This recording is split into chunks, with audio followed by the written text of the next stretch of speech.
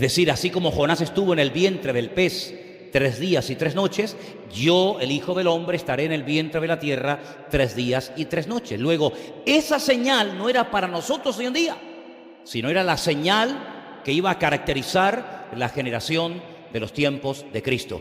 Y la señal de nuestra generación, ¿cuál es? Porque si no es la primera venida, si no es la muerte y la resurrección, ¿cuál es? ¿O cuáles son las señales, las características de nuestra generación? Dice la Biblia que una de las señales será como los días de Noé. ¿Conocéis a Noé? ¿Sabéis de quién hablo? Pobre hombre, ¿eh? 120 años predicando y no ganó ni a uno. Bueno, a sus hijos, su familia. 120 años diciendo que iba a llover y nadie le creyó. Qué bonito es cuando predicas algo y a la gente le gusta y la gente lo pone en práctica, es precioso. Pero qué terrible tiene que ser predicar y predicar y predicar y predicar y advertir y enseñar y exhortar y que no te hagan ni caso tú. Esa fue una de las características que este pobre hombre tuvo que aguantar. Al final, después de 120 años predicando, solamente entraron 8 personas al arca, 7 con él. Y el Señor dice, en los últimos tiempos, la sociedad será como los días de Noé. Indiferente. ¿Notáis indiferencia en España, hermanos, al Evangelio? ¿En Murcia qué tal? ¿Saben? Cuando llego a un sitio, siempre le pregunto a los hermanos o al pastor que me atiende o lo que sea, ¿cómo va la obra? ¿Cómo está la obra? Siempre hago la misma pregunta. Y la mayoría de las respuestas son generalmente siempre iguales. La gente pasa de todo, hay indiferencia, hay apatía, hay frialdad, hay dureza de corazón. Sí, puedes tomarte un café con ellos, un cortado, pero amigo, en cuanto tocas el tema del Evangelio, se ponen en guardia, ¿sí o no? Es una de las características de los últimos tiempos: frialdad, corrupción, inmoralidad, apostasía, desorden, indiferencia. Vamos a ir a la palabra, por favor, a leer una porción que no tiene desperdicio, una porción extraordinaria que tenemos que tener muy presente nosotros en este tiempo en el que vivimos. Segunda de Tesalonicenses, capítulo 2, verso 1. Bueno, parece que ya se arregló un poco el tema, ¿no? Vamos a ver. Con respecto a la venida de nuestro Señor Jesucristo y nuestra reunión con Él, os rogamos, hermanos, que no os dejéis mover fácilmente de vuestro modo de pensar, ni os conturbéis, ni por espíritu, ni por palabra, ni por carta, como si fuera nuestra, en el sentido de que el día del Señor está cerca. Si esto lo escribió Pablo hace 2000 años y dice que estaba cerca, imagínate ahora 2000 años después, más cerca todavía, ¿no? Nadie os engañe en ninguna manera, porque no vendrá sin que antes venga la apostasía. Ay, amigo, una de las señales que vamos a ver. El Señor tiene que venir, pero antes tiene que manifestarse la apostasía y se manifieste el hombre de pecado, el hijo de perdición, es decir, el famoso anticristo. Este líder político a nivel mundial que está a punto de levantarse y que va a sorprender al mundo entero. Y alguna de las cosas que este hombre va a hacer, lo dice aquí verso 4, se opone y se levanta contra contra Dios o todo lo que es objeto de culto, tanto que se sienta en el templo de Dios haciéndose pasar por Dios. Apagar los aires porque va a saltar otra vez la palanca, por favor, apagar los aires acondicionados. Se sienta en el templo de Dios. Yo hago una pregunta a ustedes en esta tarde: ¿dónde está el templo de Dios? ¿Cuál es el templo de Dios? Porque si usted dice que el templo de Dios somos nosotros, quiere decir que el anticristo se va a subir encima tuyo. Luego no podemos interpretar esto como que se va a sentar encima de cada creyente, porque el templo de Dios en aquellos tiempos era el único templo que había donde Dios decidió morar un tiempo, y era el templo de Jerusalén. Pero usted dirá, pero hermano, pero si estamos leyendo que se va a sentar en el templo de Dios haciéndose pasar por Dios, y hoy en día no existe templo en Jerusalén, ¿cómo se va a sentar en un templo que no existe? Bueno, usted no se está dando cuenta aquí que de una forma muy clara Está diciendo la palabra de que en los últimos tiempos el antiguo templo de Jerusalén va a ser restaurado. ¿Usted no sabía eso? Claro que va a ser restaurado y usted y yo probablemente lo vamos a ver. Y ha habido intentos a lo largo de la historia de levantar, de volver a reconstruir ese templo, y ahí en ese templo se va a volver otra vez a producir algo tremendo que va a dejar al mundo sorprendido. Dice que va a entrar en el templo de Dios y se va a llevar a cabo algo que conocemos como el nombre de la abominación desoladora. Quédese con este dato. Cuando se inaugure el templo en Jerusalén, pasarán 3 años y medio desde su inauguración hasta que este hombre entre al lugar santísimo y lo profane y se siente allí dentro haciéndose pasar por Dios y pretendiendo que toda la humanidad le rinda culto y le rinda pleitesía. 3 años y medio desde que se inaugura hasta que lo profana este mismo personaje. Pero dice aquí algo muy interesante. ¿No os acordáis que cuando yo estaba todavía con vosotros os decía esto? Verso 6. Ahora vosotros sabéis lo que lo detiene, a fin de que a su debido tiempo se manifieste. Porque ya está en acción el misterio de la iniquidad. Solo que hay quien al presente lo detiene hasta que él a su vez sea quitado de medio. Y entonces dice, y entonces se manifestará aquel inicuo a quien el Señor matará con el espíritu de su boca y lo destruirá con el resplandor de su venida. Inicuo cuyo advenimiento es por obra de Satanás, con gran poder y señales y prodigios mentirosos, y con todo engaño de iniquidad para los que se pierden, por cuanto no recibieron el amor de la verdad para ser salvos. Por esto Dios les envía un poder engañoso para que crean a la mentira, a fin de que sean condenados todos los que no creyeron a la verdad, sino que se complacieron en la injusticia. Miren, hermanos, esto es muy claro de entender. Se lo voy a resumir de esta siguiente manera. El Señor tiene que venir. Hay más de 150 versículos en el Nuevo Testamento que dicen que Jesucristo tiene que volver otra vez a este mundo. Más de 150 versículos. Pablo habla en más de 50 ocasiones acerca de este magno acontecimiento, la segunda venida visible del Mesías, donde dice la Biblia que todo ojo le verá, toda rodilla se doblará y toda lengua confesará, para gloria de Dios Padre, que Él es el Señor de señores y el Rey de reyes. Amén. Si quiere usted más datos, más información acerca de este acontecimiento, lea por ejemplo, Zacarías capítulo 14, donde dice que cuando el Señor Jesucristo venga, dirá, dice la Biblia, ¿dónde va a venir? Dice que pondrá sus pies sobre el monte de los olivos. ¿Dónde está ese monte? En Jerusalén. Pondrá sus pies sobre el monte de los olivos y el monte se partirá y se hará un valle inmenso y saldrán del interior de la ciudad de Jerusalén ríos de agua viva. Y allí entrará en juicio con las naciones, en fin, ya hablaremos en su momento de todo esto. Pero no puede venir al Señor hasta que se manifieste la apostasía y se dé a conocer al mundo entero el hombre de pecado, el hijo de perdición, el que vulgarmente conocemos con el nombre del anticristo. La Biblia no revela el nombre propio de este hombre, pero da más de 300 detalles acerca de cómo es o de cómo será, para que cuando aparezca en escena mundial usted sepa reconocerlo y no se deje engañar. Porque dice la Biblia que una de las artimañas que utilizará será precisamente el engaño, la manipulación.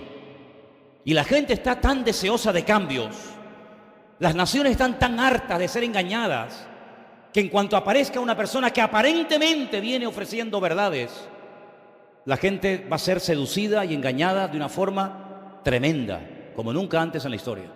Será un hombre con un carisma sin precedentes. No ha habido ningún líder mundial a lo largo de la historia, olvídese de todo lo que usted conoce ahora mismo, que le llegue ni la suela del zapato en lo que es carisma, elocuencia, presencia, e incluso un hombre que le caerá de momento bien a todo el mundo, cosa que, como usted sabe muy bien, es muy difícil o prácticamente imposible.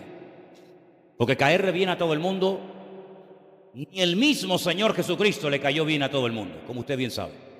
Pero el anticristo tendrá un carisma, un imán, un magnetismo tan espectacular que le caerá bien a los judíos y también a los árabes y a algunos cristianos también, y a los de derechas y a los de izquierda. Le caerá bien a todo el mundo, porque es un hombre que viene con respuestas, que viene con soluciones, no con promesas que luego no cumple. Y por eso dice el Señor en más de una ocasión, cuidado, cuidado, no se deje de engañar, cuidado con las falsas unciones, cuidado con los falsos mesías. Porque dice la Biblia que llegará un momento en el que el mundo estará clamando a gritos que se levante ya, por favor, alguien que arregle la economía, que arregle el desorden, que arregle el caos. Y este hombre viene teóricamente a solucionarlo todo. Permítame, hermanos, si usted se ofende por esto que le voy a decir ahora, pero estamos rodeados de políticos que son una pandilla de inútiles, la mayoría de ellos. La mayoría de los políticos, por lo menos que tenemos en España, la mayoría son unos inútiles. La mayoría de los políticos que hay hoy en día en el mundo son de muy bajo nivel, de muy bajo nivel. Personas que no les cuesta nada prometer y hablar y tratar de levantar una falsa expectativa, pero que a la hora de la verdad el resultado, el fruto que dejan es muy malo o prácticamente ninguno. Sin embargo, este hombre dice que tendrá poder, tendrá autoridad, Satanás lo va a ungir, Satanás lo va a respaldar, el infierno lo va a apoyar de tal manera que, repito, le caerá bien a mucha gente. Y vendrá en un tiempo, dice la Biblia, lo hemos leído, de gran apostasía. ¿Eso qué es? ¿Qué es la apostasía? Bueno, la Biblia nos enseña que la apostasía es, en primer lugar, se produce en un ambiente de caos, de desorden, de disturbios, de violencia, de agresividad, pero dice también de enfriamiento. ¿Han leído esa palabra ustedes en la Biblia? Y por haberse multiplicado la maldad, el amor de muchos se enfriará. Por ejemplo, la iglesia de la Odisea, que es la última que se menciona en la lista de 7, dice que es una iglesia rica, una iglesia pudiente, pero una iglesia que tiene una característica que se le vuelve en su contra, y es la tibieza. Señor Jesucristo dice, no sois ni fríos, no sois ni tibios. Permítame, ¿conocen hermanos así? ¿Conocen creyentes así? ¿Conocen ministerios así? ¿Conocen denominaciones así? Cantidad, hermanos. Vivimos en unos tiempos de una apatía, de una indiferencia. Y el anticristo se levanta precisamente en ese caldo de cultivo, en ese ambiente de frialdad, de indiferencia, de pasotismo. Y viene apoyado y viene avalado y viene, digamos, apuntalado por otro personaje del cual habla mucho la Biblia. Y es el que la Biblia llama el falso profeta. Profeta pero falso. Porque usted sabe que en la Biblia hay verdaderos profetas, pero también hay muchos falsos profetas. ¿Y cuántos falsos profetas se han metido en muchas congregaciones y empiezan a endulzar los oídos de la gente y empiezan a profetizarle a la gente lo que en el fondo la gente quiere oír? Y serás importante y tendrás no sé qué y tendrás un ministerio maravilloso y viajarás por aquí y serás reconocido y tu iglesia no sé qué. ¿Cuántos falsos profetas han hecho desastres en las congregaciones, verdad? Sin santidad, sin poner tu vida en orden, sin buscar de Dios, sin oración. Te ofrecen todo a cambio de nada. ¿Qué te parece? Venga, vamos a recibir unción, vamos a llenarnos del Señor, vamos a gozarnos en el Señor. No importa si vives en desorden, no importa si vives en pecado, no importa si no te hablas con el hermano que está sentado a tu lado, no importa si has humillado a tu mujer hace media hora antes de venir a la iglesia, no importa si no eres una persona espiritual, no importa, el Señor te ama y te quiere bendecir y todo a cambio de nada. Ese es el mensaje que cae bien en las congregaciones. Ese es el mensaje de muchos que se llaman profetas, que vienen a las iglesias y te dan todo, ¿verdad? Vengan, hermanos, vengan adelante, vamos a orar. Ahora levante la mano y voy a orar, a soplar o le doy con la chaqueta. Alguna vez se me han preguntado, hermano, ¿por qué hay pastores que cuando oran y le tiran la chaqueta a la gente se cae? Y le digo, porque dentro de la chaqueta tienen una llave inglesa. Y claro, te mete un chaquetazo de esos y caes como una pelota al suelo, ¿no? Es una broma, ¿no? Pero ¿saben una cosa, queridos hermanos? Vivimos en unos tiempos muy peligrosos, muy peligrosos. ¿Saben cuánta gente está dispuesta a pagar con tal de que su hijo sea sanado, con tal de que su marido vuelva otra vez con ella, con tal de que su matrimonio sea restaurado? ¿Saben cómo se han levantado los santeros, los brujos, los centros esotéricos? Esta gente que cuando le llamas por teléfono lo primero que te preguntan, porque saben mucho, tienen un discernimiento espiritual tremendo, no sabes ni cómo te llamas. Lo primero que te pregunta es, ¿cómo te llamas? Tú sabrás. ¿Estás casado o soltero? Míralo ahí. Míralo ahí. Ya empezamos mal, no sabe ni cómo me llamo y me quiere arreglar la vida. Es increíble, ¿no? Pues dice la Biblia que vendrá la apostasía. El amor de muchos hermanos se enfriará. ¿Saben que la mayoría de las sectas, como por ejemplo Testigos de Jehová, Mormones y otras, saben que fueron fundadas por ex pastores evangélicos? ¿Sabían ustedes esos? Es tremendo, ¿eh? Es tremendo, ¿eh? Gente que fueron pastores, siervos de Dios, pero que pasó algo en su vida, que decidieron irse por libre. Eso aquí en España no se ve, ¿verdad? En España todo el mundo se sujeta, todo el mundo obedece, no hay ningún problema. ¿Cuántas personas se han levantado, se han enfadado con la iglesia, con el pastor, con la mujer del pastor, con el líder de jóvenes o con quien fuera? Y a los 2 días, a la semana, te enteras de que ha abierto una iglesia y ahora es pastor. Y tú dices, ¿pero cómo puede ser esto? Pues si el otro día estaba en la iglesia y ahora es pastor, porque tenía un garaje, sacó los coches y la moto que tenía dentro, compró 20 sillas, se compró una chaqueta y una corbata y puso un cartel fuera, iglesia evangélica, y ahora es el pastor fulano de tal. Y no ha leído ni la Biblia completa en su vida. Pues esto lo vamos a ver. Ahora estaba yo en Guadalajara y cuando iba a entrar a la iglesia, veo que, hermanos, pero así como les digo, la iglesia estaba aquí y a 20 metros enfrente veo otra iglesia y le digo a la esposa del pastor, hermana, pero la iglesia no es allí. Dice, no, la iglesia nuestra es esta. Digo, pero es que allá hay otra. Dice, no, y allá hay otra. Y allá hay otra. Y es un barrio chiquitín que hay 5 iglesias. Esta salió de esta, pero después se enfadaron, se dividieron y salió esta. Y esta se dividió y salió de esta. Así que eran todos de esta, pero ahora son 5, pero eran todos de la misma. Aquí se quedó el primo y la prima, y aquí el padre, pero la madre no, y la madre se fue como el ejército de Pancho Villa, hermanos. Igual que el ejército de Pancho Villa. Y el anticristo, el diablo, le gusta todo eso, la división, la discordia, la pelea, la iglesia a la carta, el evangelio a la carta. A mí me gusta porque predica esto, pero en cuanto apriete un poco las tuercas me voy a la otra, que allí es más suave y allá hay más amor. Y en este ambiente típico nuestro es donde se va a levantar toda esta basura y este personaje llamado el anticristo. Donde muchas personas, viendo todo este escándalo y estas divisiones y estos malos testimonios, dicen, me quedo en mi casa y no quiero saber ya nada de nadie. ¿Y cuántas veces ha pasado eso, hermanos? ¿Cuántas veces por escándalos, por malos ejemplos y por malos testimonios, en vez de evangelizar, lo que han hecho es que han vacunado a una ciudad entera en contra del evangelio del Señor Jesucristo? Y hay que ser hoy en día pero que muy maduro, hermanos, para seguir confiando y mirando solamente al Señor, no al hombre.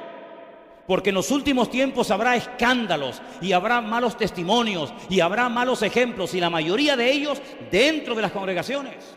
Por eso yo les animo a todos y a cada uno de ustedes a que oremos y busquemos la santidad y busquemos en Dios, en su palabra. Porque en los últimos tiempos vamos a oír cosas súper extrañas. No me hace mucha gracia anunciar lo que voy a decir ahora, pero para que veáis lo que os estoy diciendo. ¿Saben las iglesias que más están creciendo hoy en día en los Estados Unidos? Iglesias evangélicas nudistas. Y dice, bueno, ¿y cómo se puede basar una iglesia en ir todos desnudos al culto?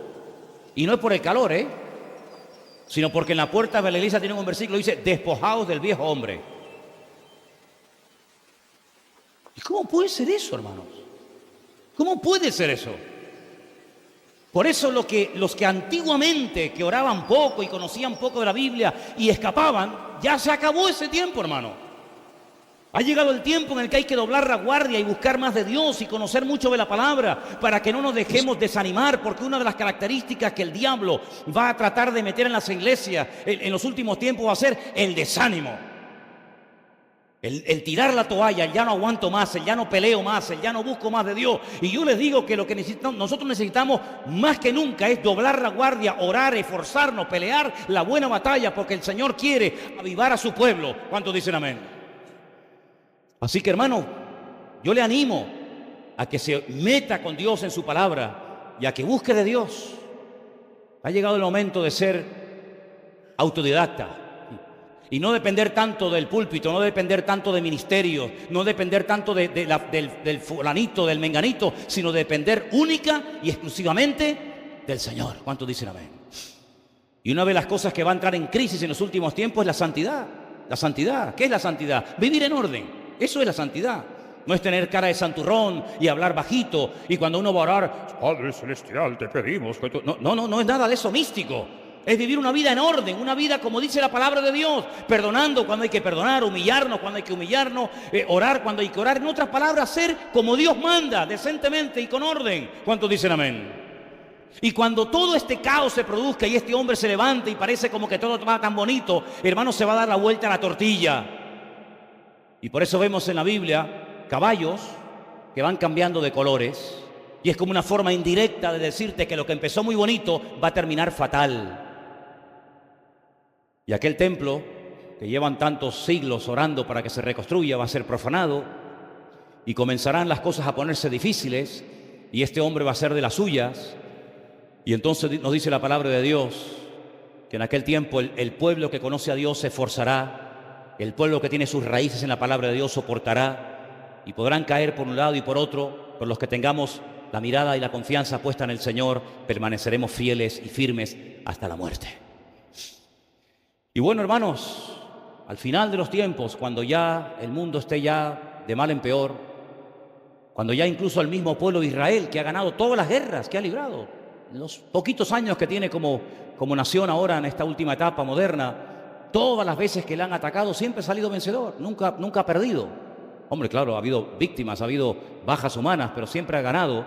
Pues llegará un momento cuando el mismísimo pueblo de Israel, un país tan pequeño pero tan poderoso al mismo tiempo, en todos los aspectos, se verá con la soga al cuello. Y aquellos que le han tratado de favorecer y de ayudar y de apoyar lo dejarán más solos que la una. Y se llevará a cabo una tremenda batalla en un valle hermoso, se llama el Valle de Jezreel o el Valle de Megiddo, y allí millones y millones de seres humanos pelearán los unos contra los otros. En aquel valle donde Napoleón dijo, cuando llegó, desembarcó en Jafo, y llegó a aquel valle, dijo, este es el valle perfecto para librar a cabo una gran batalla. En ese valle se llevará una batalla sin precedentes. Israel será atacada por tierra, por mar, por aire. Árabes, europeos, de todas las naciones de la tierra irán y pelearán en ese valle. La sangre dice que llegará hasta la altura de los frenos de los caballos. Cuando la guerra se termine estarán más de 7 años quemando armamento, 7 meses enterrando muertos, una masacre sin precedentes. Y será en aquel momento cuando el pueblo de Israel se vea con la soga al cuello, cuando dice la Biblia que mirarán al que traspasaron y lo verán venir en la nube, y el Señor Jesucristo pondrá sus pies sobre el monte de los olivos y reinará sobre la casa de Jacob para siempre, y su reino no tendrá fin. ¿Cuántos dicen amén? Así que vamos a entrar en unos tiempos muy complicados, vamos a entrar en unos tiempos donde aparentemente como que no está pasando nada, pero hermano, este mundo es un polvorín que en cualquier momento explota y sale todo por los aires. Y por eso una de las cosas que yo quiero pedirles a todos y a cada uno de ustedes en esta tarde es que, hermanos, vivan una vida cristiana consecuente. No vivan desde la teoría, no vivan vidas light. Me congrego cuando quiero, leo cuando quiero, hago lo que me da la gana, pero el Señor sí, que siempre me bendiga, que siempre me ayude, que siempre me respalde. No, hermano. Ha llegado el momento de verdad de vivir vidas santificadas, vidas comprometidas, vidas donde vamos en serio con el Señor, peleando no cualquier batalla, no metiéndonos en historias y después pidiendo, Señor, socorro, ayúdame, que me he metido en otro lío, sino peleando la buena batalla, como dice la Biblia. Y consultando, por favor, consultando, no informando, que no es lo mismo, aparentemente, pero no es lo mismo, ¿eh? No es lo mismo que un hijo te llegue y diga, papá, que mañana me voy de casa. No es lo mismo que te diga un hermano, ora por mí que mañana voy a hacer un negocio. No es lo mismo informar que consultar. En el fondo, ¿qué es lo que queremos hacer, hermanos? ¿Nuestra voluntad o la voluntad del Señor? Nuestra voluntad puede estar equivocada, ¿sí o no? Pero Romanos 12:1 dice, presentad vuestros cuerpos en sacrificio vivo. Bueno, previamente dice, no os conforméis, no seáis conformistas, no os conforméis a este siglo, sino renovaos por medio de la renovación de vuestro entendimiento para que podáis comprobar la buena voluntad de Dios, que es santa, agradable y perfecta. Por eso es muy bueno consultar a Dios. Señor, ¿qué opinas tú de esto? Señor, ¿compro o vendo? ¿Me voy o me quedo? ¿Me levanto o me siento? ¿Hablo o me callo? Consultar con Dios. No te fíes no te apoyes en tu propia prudencia. Fíate del Señor de todo tu corazón. Encomienda al Señor tu camino, confía en Él y Él hará. ¿Qué te voy a decir yo que no sepas? Pero consultar con el Señor. No tener fe en la fe, porque hay creyentes que tienen mucha fe, pero en su fe. ¿Me entendéis? Tengo una fe tan grande que creen que la fe es la llave maestra, que le abre todo a vida y por haber, y que Dios está a tu entera disposición 24 horas al día, como el cajero de la Caixa. Que llegas a las 3 de la mañana y sacas dinero, o a las 2 o a las 10. No. Somos nosotros los que tenemos que estar a la entera disposición y el servicio del Señor 24 horas al día, ¿sí o no? Por supuesto, hermano, por supuesto. Y si el Señor cierra una puerta, no te enfades. Si no se dio aquello que tanto anhelabas tener, no pasa nada. Sabe Dios, el Señor, cerrándote aquella puerta, de menudo lío te libró. ¿Cuántos dicen amén? ¿No dice Eclesiastés que mejor el fin del negocio que el principio del mismo? Algunos se alegran cuando empiezan el negocio, otros se alegran cuando, por fin me quité este rollo de encima. Pues la Biblia dice, mejor el final del negocio que el principio del negocio. Si oras al Señor, espera en el Señor, no te precipites, no te adelantes, deja que el Señor te abra puertas. No las abras tú con tu sabiduría humana, con tu experiencia, con tu no sé qué, sino espera en el Señor. Y si no se abre la puerta, no pasa nada. El Señor tiene algo mejor. ¿Cuántos dicen amén? El Señor siempre tiene lo mejor para nuestra vida. Él sabe lo que te conviene y lo que no te conviene. Lo que ahora crees que puede ser lo mejor de tu vida, mañana ándate con ojo que puede ser lo peor de tu vida. Como alguien dijo, y hermano, no me refiero a vosotros, creedme. El matrimonio puede ser la clave o el clavo. Yo confío que sea la clave. Confío que sea la clave y no el clavo. El mismo Señor Jesucristo dice que por lo que padeció, aprendió obediencia. Lo dice el libro de Hebreos, ¿lo habéis leído? Aunque era hijo, por lo que padeció, aprendió obediencia. Es decir, que el ser hijo de Dios no significa que podía hacer, con todo respeto, lo que le daba la gana. Sino Él llegó a decir, lo que yo hago, lo que yo digo es lo que mi Padre me dice que haga y que diga.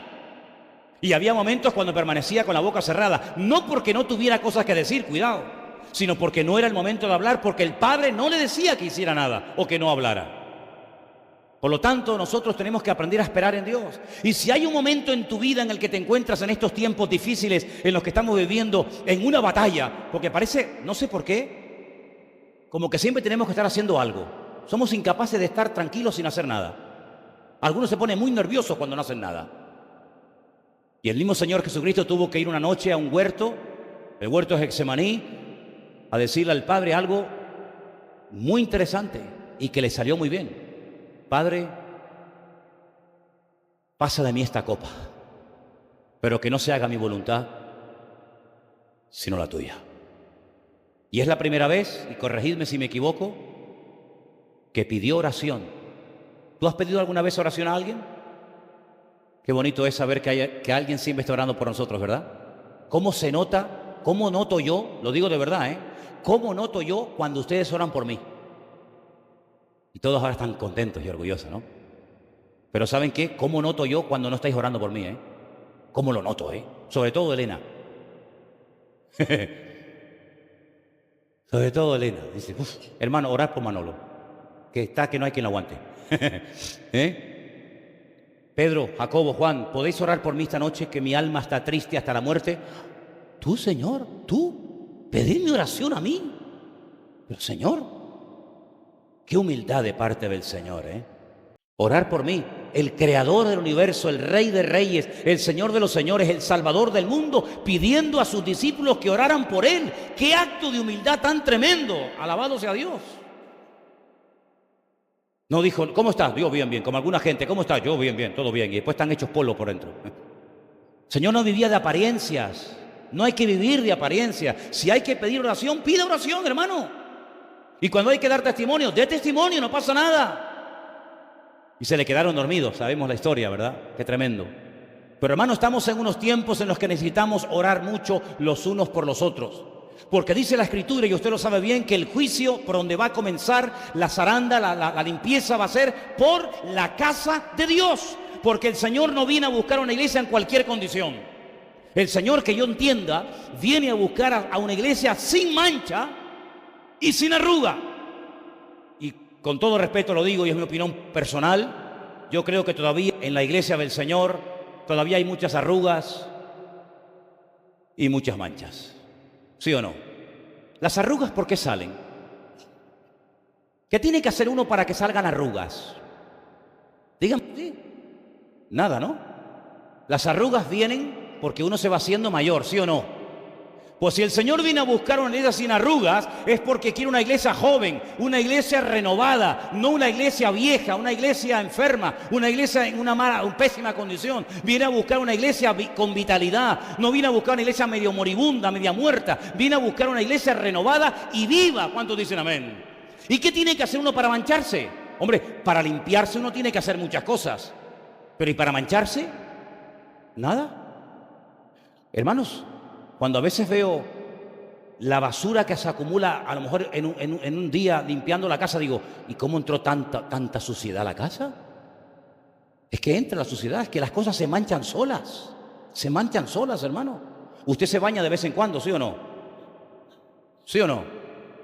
Hombre, pero no. Si no, encendemos los aires otra vez. Y los dientes hay que lavarlos de vez en cuando, ¿no? Y perfume, esas cosas, ¿sí o no? No diga, el Señor es mi pastor, nadie faltará. Sí, pero un baño te hace falta, ¿eh?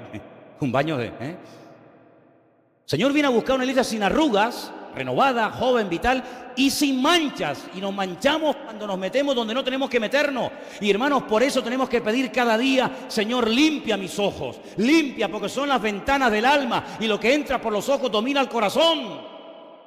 Qué gran verdad decía el Señor cuando dijo, si tus ojos te dominan, querido, y no los puedes controlar, mejor arráncatelos, que mejor es entrar tuerto que no entrar. Limpiarnos de toda inmundicia, limpiarnos de tanta basura. Hoy en día el diablo lo ha puesto tan fácil, que no hay que salir de casa para pecar. Ya en un aparatito que llevamos todos en el bolsillo, ya llevas ahí una bomba de relojería. Y nuestros teléfonos no son kosher, ¿eh? Ahí tienes todo lo que quieras. Y hay que tener mucha madurez y mucho temor de Dios para decir, esto no conviene, esto no es de Dios. Y cuando una persona es madura, tiene que tener, dice que por el uso y por la práctica, dice Hebreos, los sentidos desarrollados de tal manera que sabe discernir, sabe interpretar en todo momento lo que conviene de lo que no conviene. ¿Y quieres saber si eres maduro? ¿Quieres saberlo, hermano y hermana? ¿Quieres saber si has crecido y madurado en el Señor? ¿Qué haces cuando nadie te ve? Cuando no tienes que te hace sombra, al que te vigila, cuando nadie te ve. Bueno, quiero decirte que cuando nadie te ve, siempre hay alguien que te ve. Y son los ojos del Señor. ¿Qué haces cuando estás solo? Ay, hermanos, vivimos en unos tiempos difíciles y peligrosos porque una de las cosas que estamos viendo de una forma tremenda es ver que el elemento básico que sustentó a la humanidad durante décadas y generaciones, como era la familia, se está desmoronando de una forma terrible. La familia ha entrado en crisis. Y hoy en día un padre que le llame la atención a un hijo, a una hija por algo que está haciendo o mal, o haciendo mal, puede terminar siendo denunciado por su propio hijo y puede terminar perdiendo la patria potestad y la custodia de sus propios hijos. ¿Qué te parece, amigo? El mundo al revés. El mundo al revés. Donde antes llovía, ahora hay sequía. Donde antes no llovía, ahora hay inundaciones. Donde antes nevaba, ahora hay calor. Donde antes había calor, ahora nieva. Antes mandaban los padres y tenían autoridad sobre los hijos, ahora son los hijos los que dicen a papá, cállate que tú no sabes nada. ¿O no te ha pasado eso? Antiguamente se decía, cuando los mayores hablan, los niños se callan. Ay, amigo, no se te ocurra decir eso, ¿eh? Porque hoy en día es al revés. Mamá, que tú no sabes nada, que tú no sabes nada. Y el padre tiene que callarse hasta que el mocoso termine de hablar y termine de opinar. Sin embargo, en la Biblia nuestra dice que los que tienen que honrar son los hijos a los padres y no los padres a los hijos. Eso dice la Biblia. Pero vivimos en tiempos donde los principios se han perdido. Cuando miras a una persona, lo tienes que mirar muy bien de arriba abajo porque no sabes con quién estás hablando. Si lo tratas de él o de ella o no sé de qué. El otro día yo hablaba con una persona y lo estaba tratando como una mujer. Y después resulta que le miré así las manos, digo, ahí va. Este me da un guantazo y me parte a la mitad. Y era un hombre, tú. Pero cualquiera dice algo acerca de eso. Cualquiera dice algo. Ahora yo iba en el barco a la península y durante la noche hacían espectáculos en un barco donde uno va a lo que va, de drag queen, de homosexuales, de lesbianas allí delante de los niños, delante de todo el mundo como si nada. Y la gente aplaudiendo y participando. Algo terrible, algo terrible. Pero no digas nada en contra de eso, porque estás caducado. Eso es de la época de antes. Ya hoy en día todo ha cambiado y diferente. Hermanos, nuestro patrón, nuestra regla de conducta es la palabra de Dios. Y Dios ama a todo el mundo, claro que sí, faltaría más. Ama a los asesinos, ama a los violadores, ama a todo el mundo. Pero lo que no ama a Dios de nadie es su desorden y su pecado. Y por eso tuvo que venir el Señor Jesucristo a este mundo, para restaurarnos, para ayudarnos, para bendecirnos. Y el cambio empieza cuando tú reconoces que necesitas cambiar. Porque el único que nos puede cambiar, dicho sea de paso, es nuestro Señor Jesucristo. Quiero terminar diciendo algo. Señor Jesucristo dijo antes de marcharse de este mundo algo muy, muy importante. Dice, mi paz os dejo, mi paz os doy, no como el mundo la da. Eso quiere decir que vamos a tener que recurrir mucho y pedirle la paz, el equilibrio al Señor para poder vivir vidas cristianas victoriosas y bendecidas en los últimos tiempos. Y ha llegado el momento, hermanos, cuando el Señor nos ha demostrado muy claramente algo que yo creo que tenemos que tener grabado a fuego en nuestros corazones, y es que Dios es fiel y nunca abandona a sus hijos. ¿Cuántos dicen amén? Dios es tremendamente fiel. Te pueden tirar, te pueden botar de un trabajo, puedes perder amigos, puedes perder salud, te pueden engañar, te pueden calumniar, lo que tú quieras. Pero nuestro Dios ha prometido estar con nosotros todos los días hasta el fin del mundo. Y solamente quiero recordarles algo que ustedes saben ya y conocen perfectamente. El pueblo de Dios estaba acampado en un momento determinado en el desierto. Era un tiempo muy complicado. Habían salido de un tiempo de esclavitud, de opresión, de tortura terrible. Y se aventuraban a una aventura, a un país nuevo, desconocido, pero un país donde Dios quería que entraran. Y estaban en terreno de nadie. Estaban en el desierto. Ni entramos ni salimos. Estamos aquí, ¿ahora qué hacemos? El Señor les dio instrucciones, les dio palabras, les dio exhortaciones, les dio mandamientos, en fin, todo lo que ustedes saben. Pero un día apareció por el campamento unas personas, un pueblo que engañaron, un pueblo que mintieron diciendo que eran de muy lejos, de muy lejos. Dice, mirá cómo vestimos. Cuando salimos de nuestra casa, nuestras ropas estaban nuevas, intactas, y mira, ahora son harapos. Y cuando salimos de nuestras casas, nuestro pan estaba calentito, recién sacado del horno, y ahora está mohoso, ahora está malo. Por lo tanto, no tengáis miedo, no somos vecinos vuestros, venimos de lejanas tierras y queremos pactar con vosotros, queremos adaptarnos a vuestra cultura, queremos ser amigos.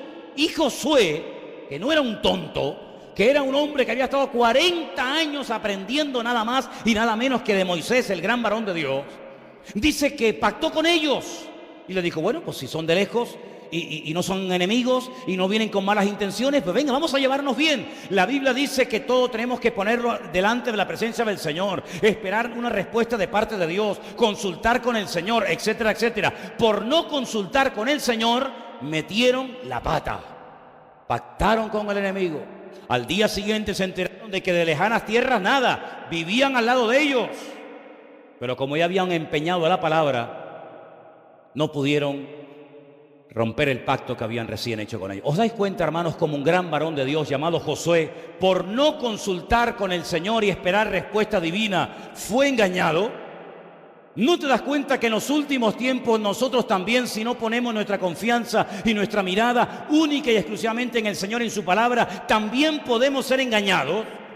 ¿No te das cuenta que el Señor dice, mirad que nadie os engañe, mirad que nadie os engañe? ¿No te das cuenta cómo somos, hermanos, capaces, si desviamos la mirada y la confianza del Señor, de poder atrapar, de poder practicar, de poder creer en algo o en alguien que no es 100% genuino de Dios? Pues claro que sí, hermano. Somos seres vulnerables y separados del Señor no somos nada. Por eso yo lo que les pido que en esta noche hagamos es que oremos al Señor y le pidamos al Señor, Señor, dame sabiduría. Quita de mi camino gente que me viene a enredar, a hacerme perder el tiempo, a robarme bendición, pero Señor, también te pido que pongas en mi vida y en mi camino a gente que me vengan a aportar algo positivo a mi vida, Señor. No perdamos el tiempo, hermanos. Sobre todo a los jóvenes les pido, por favor, no pierdan el tiempo.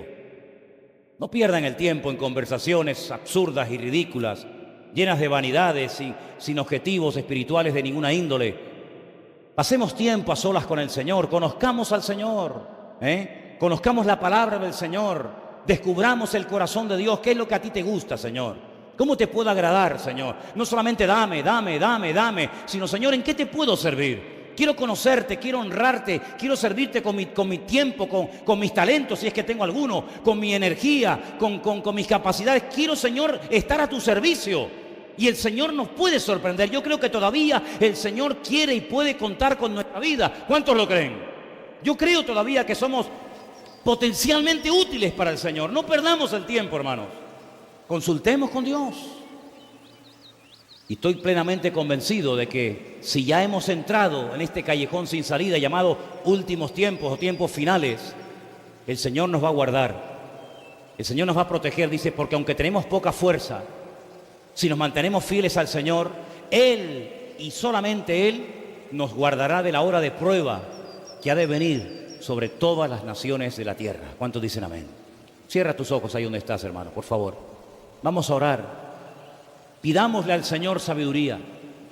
Pidámosle al Señor que abra nuestros ojos, que hoy se ha cantado esa canción, abre mis ojos, Señor, para que no seamos víctimas de falsas enseñanzas, de falsas doctrinas, de historias extrañas y raras que aparentemente suenan muy bonitas, pero que su fin son muerte.